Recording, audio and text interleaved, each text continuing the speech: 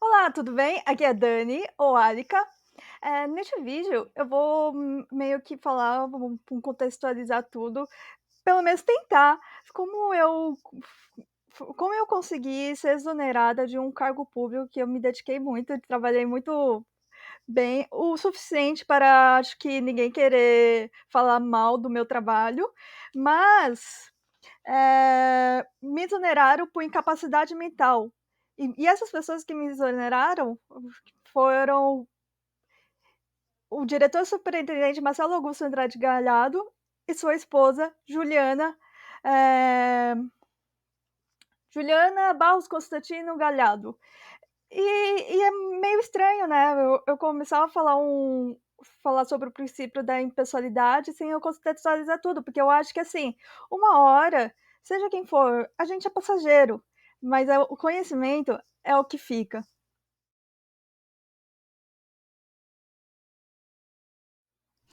Bem, como as avaliações precisam ser objetivas, a gente tinha no estágio preparatório, obviamente, um formulário para ser avaliado.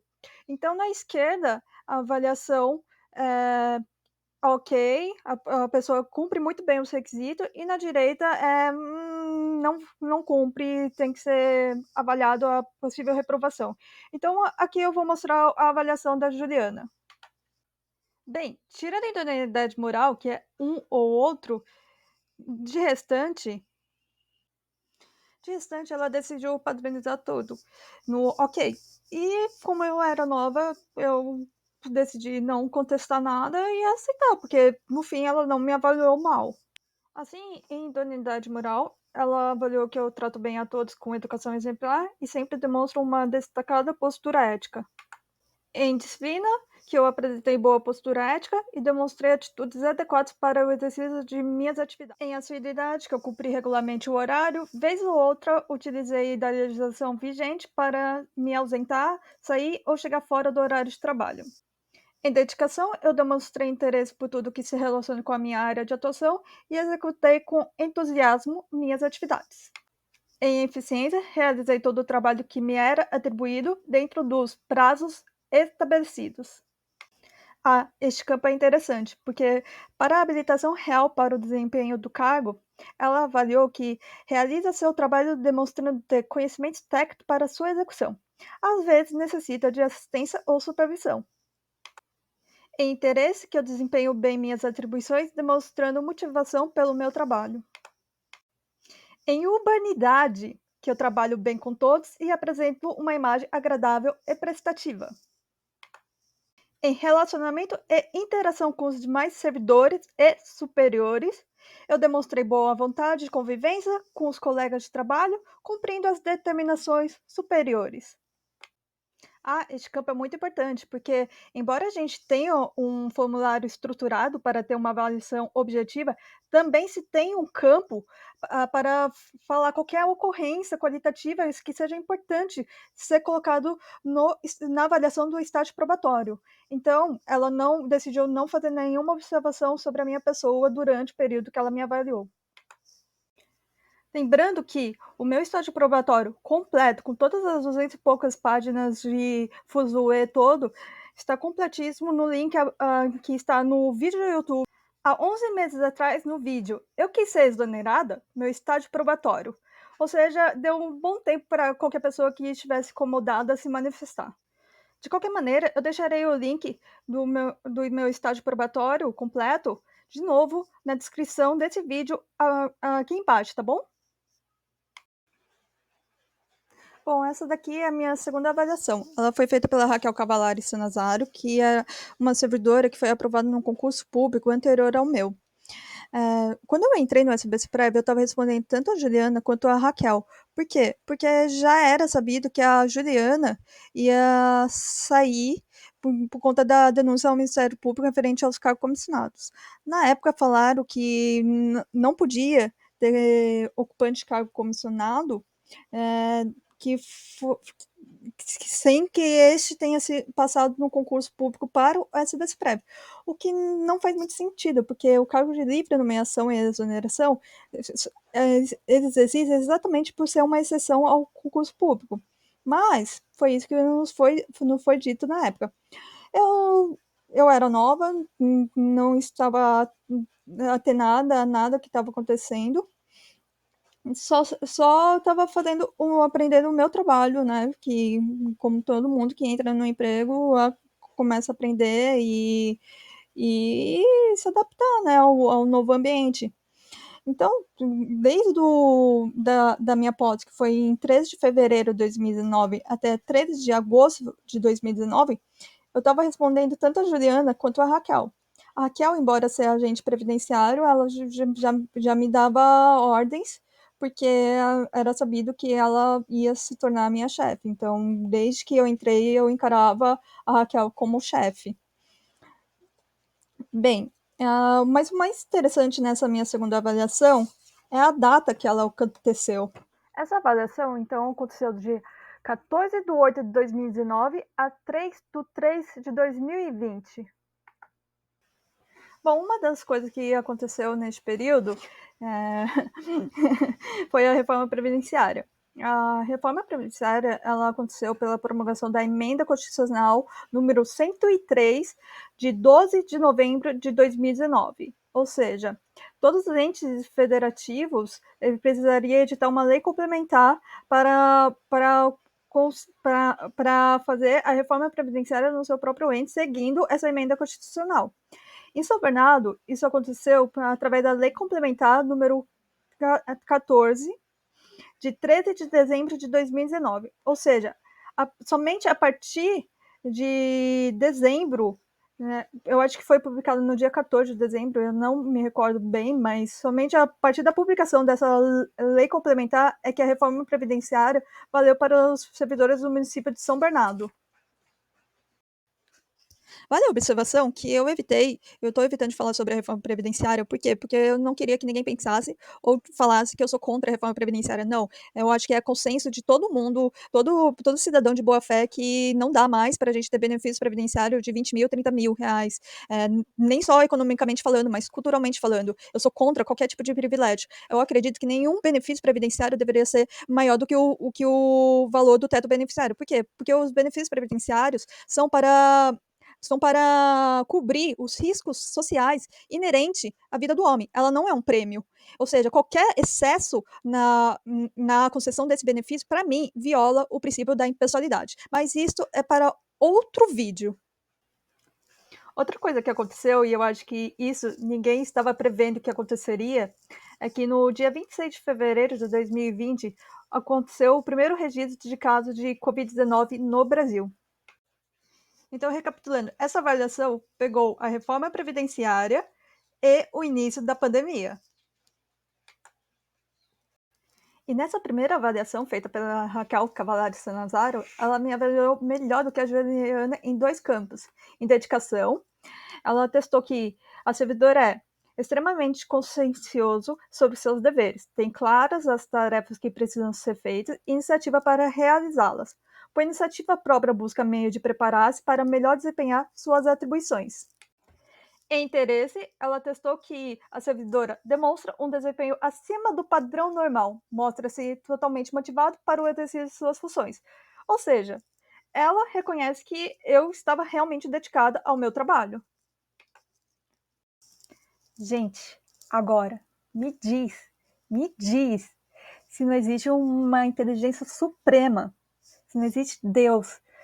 Meu, olha só, confia, vai dar tudo certo. Eu sou passageira, Raquel é passageira, Juliana é passageira, Marcelo é passageiro, Morandinho é passageiro, todo mundo aqui é passageiro. Mas a inteligência suprema de Deus, não.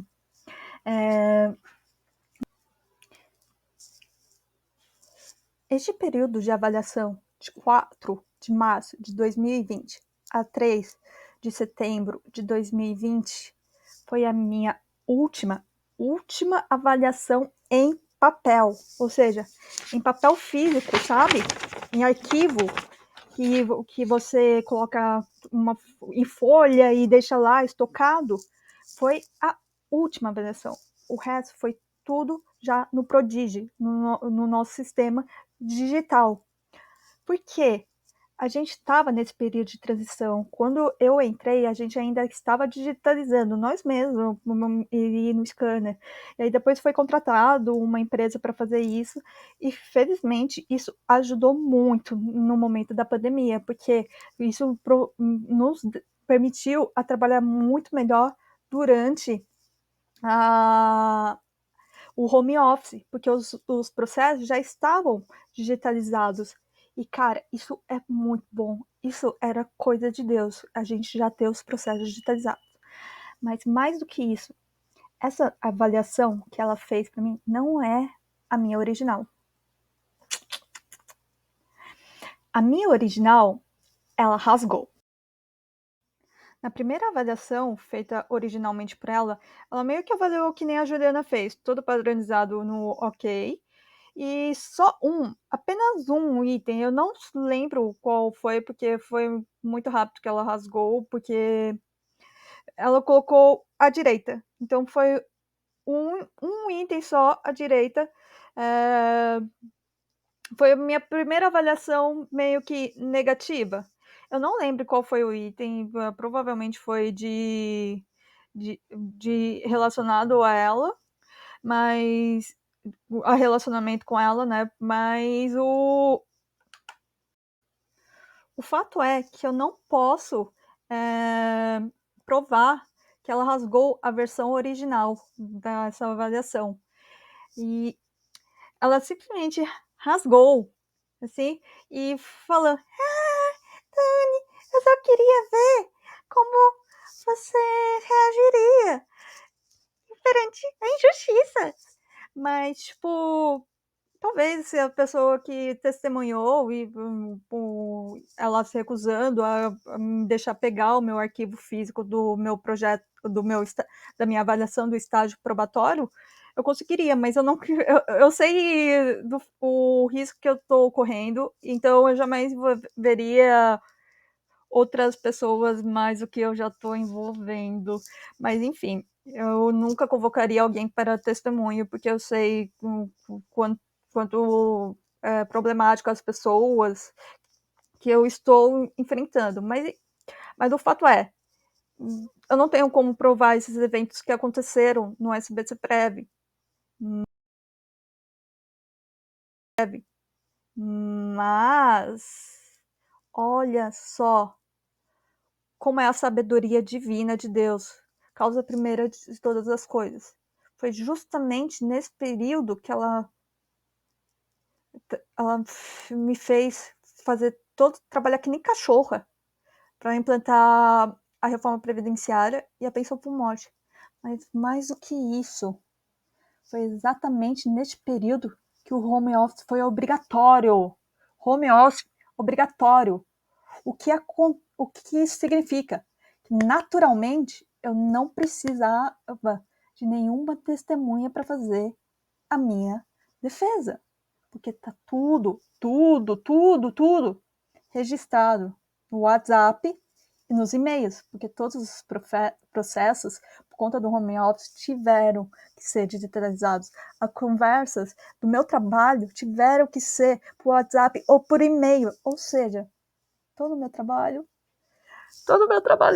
que foi, olha, foi difícil. Não vou mentir, não. Foi bem difícil, mas foi muito gratificante, assim, fazer parte deste momento.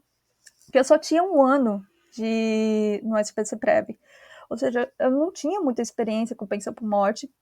A Juliana, que tinha mais experiência, né, que vem de anos e anos atrás, ela não estava mais no SBC Prev. E a Raquel é a pessoa mais incompetente e mais não dedicada ao serviço que eu já vi na vida. Então, tipo, velho, eu fiz uma coisa que agora só que eu consigo olhar para trás, eu começo a entender porque as pessoas suspeitavam ou falavam que eu tinha um QI maior. Mas meu QI, no geral, segundo a minha avaliação neurológica, é 108.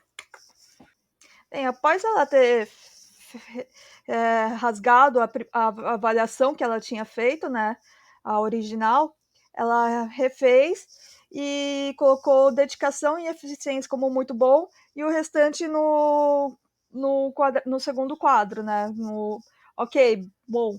É, mas por que ela fez isso? Porque eu manifestei minha vontade de fazer o contraditório e ampla defesa. Não porque eu me importo com uma avaliação negativa, nem porque. Até porque nem estava realmente negativa, só foi um campo para negativo, mas porque ela realmente abriu minha oportunidade de me manifestar, fazer minhas observações. Só que ela não queria, obviamente, isso. Só que na época ninguém entendeu, porque eu fiquei tão chateada dela não ter deixado eu pegar e porque eu estava querendo manifestar a defesa. E, assim, ela estava num cargo comissionado de livre nomeação e exoneração. Ela não estava fazendo o trabalho, ela, ela não tinha competência para fazer o trabalho, ela fazia horas e horas de almoço. Então, tipo, eu não sabia porque ela estava naquele cargo e também não sabia o que aconteceria se eu manifestasse. Mas eu sabia que a minha demanda estava muito grande de pensão por morte e tinha muita gente sofrendo com a pandemia, então eu decidi, tipo, deixa pra lá, sabe? Bom, depois da, daquela avaliação, ela decidiu me avaliar, tipo, muito bem. Tipo, bizarramente muito bem.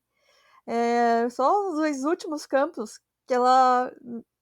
Ok, o resto tudo, tipo, sensacional. Eu, tipo, véi. Mas ok, né? A próxima avaliação foi dos dias 5 de março de 2021 a 13 de junho de 2021, também feito pela Raquel, e ela decidiu repetir o processo de me avaliar bizarramente bem. Ela também não fez nenhuma observação novamente, mas o meu diretor previdenciário posteriormente se incomodou com essa falta de observação, até porque é, a gente teve uma discussão muito acalorada que ocasionou a minha saída de pensão por morte nesse período.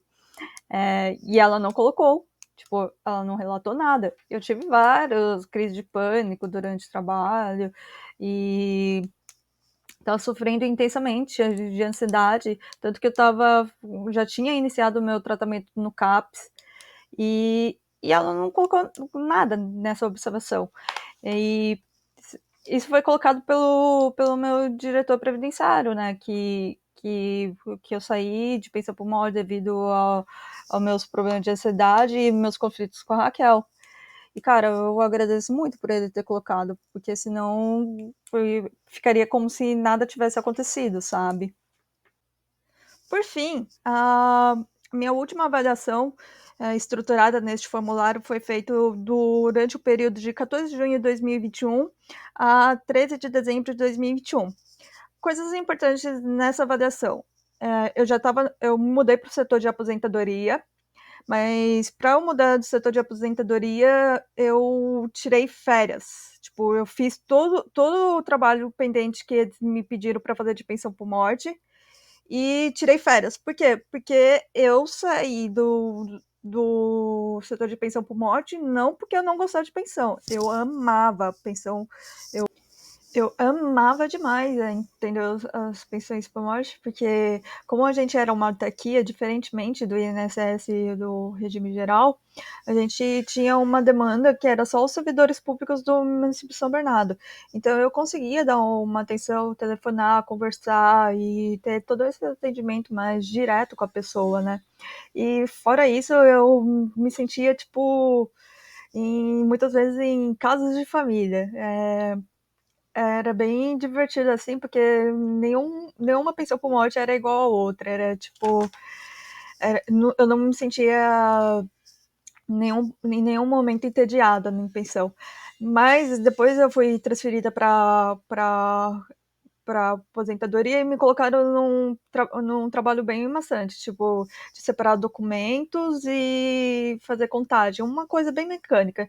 Então, e eu para isso, tipo, não dou muito certo, porque eu fico entediada muito fácil, né? Então eu acabo errando muito por falta de atenção, concentração. Além do mais, eu estava ainda com os efeitos do medicamentos, né? Eu estava fazendo tratamento ainda por ansiedade, sofrendo um monte de coisa.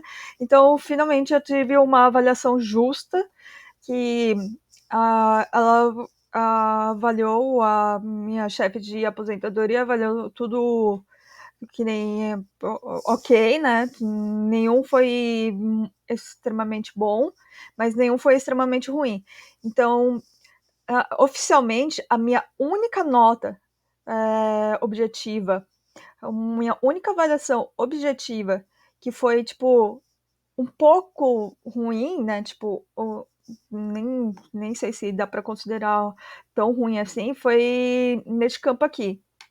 Então, em todo o meu estágio probatório, em todo, desde que eu entrei ali com a Juliana até o final, a minha única avaliação objetiva que eu tive oficialmente um pouquinho ruim foi esta da, da, da minha última avaliação quando eu já estava em setor de aposentadoria, que diz que em habilitação real para o desempenho do cargo, a servidora demonstra capacidade suficiente para desempenhar suas funções, mas muitas vezes precisa de orientação. Ou seja, em todas as avaliações que eu tive, reconhece a minha capacidade, mas mesmo assim eu fui exonerada por incapacidade mental. Como isso aconteceu, não tem nada a ver com a minha capacidade mental. Tem a ver com patrimonialismo e capacitismo. Bom, então, para finalizar a primeira parte do vídeo, deixo aqui a publicação da minha exoneração por incapacidade mental, feito pelo diretor superintendente, assinado, né, pelo, na época, Marcelo Augusto Andrade Galhardo, que é o esposo da minha primeira chefe lá, Juliana Barros Constantino Galhardo, braço direito do Orlando Morando Júnior, que é o prefeito de São Bernardo, filho do seu pai, Orlando Morando Júnior, um grande empresário com vários supermercados lá, no chamado em São Bernardo chamado Morando, e que ele tinha como Marcelo Augusto Andrade Galhardo, antes de entrar no SBC Prévio, como diretor de RH, ou seja, ele representava as suas decisões entre os servidores públicos do município de São Bernardo, tendo a sua esposa comandando a perícia médica e decidindo quais benefícios seriam por incapacidade, por exemplo, aposentadoria por invalidez, acidente de trabalho. Então, uma coisa meio estranha, né, gente? Mas vamos deixar para outro vídeo. Bem, para quem tem interesse ou paciência, todos os atos administrativos são publicados na imprensa oficial de São Bernardo do Campo, então todas as possíveis irregularidades feitas pelo Orlando Morando Júnior estão registradas lá. E a minha exoneração está na página 1208 da publicação do dia da NM 23 do 11 de 5 de agosto de 2022. Eu, particularmente, não tenho paciência de ficar lendo todas essas publicações da imprensa oficial. Mas eu tenho certeza que uma hora uma inteligência artificial vai conseguir separar tudinho. Mas se a minha exoneração foi tão injusta assim, por que eu não estou entrando na justiça para isso? Porque eu não fui vítima somente do Marcelo, ou da Raquel, ou da Juliana, ou do prefeitinho Orlando Morando Júnior. Eu fui vítima de uma sociedade capacitista e patrimonialista. E eu acredito que a maior forma da gente vencer essas duas coisas é sendo diferente e mostrando que é possível ser diferente.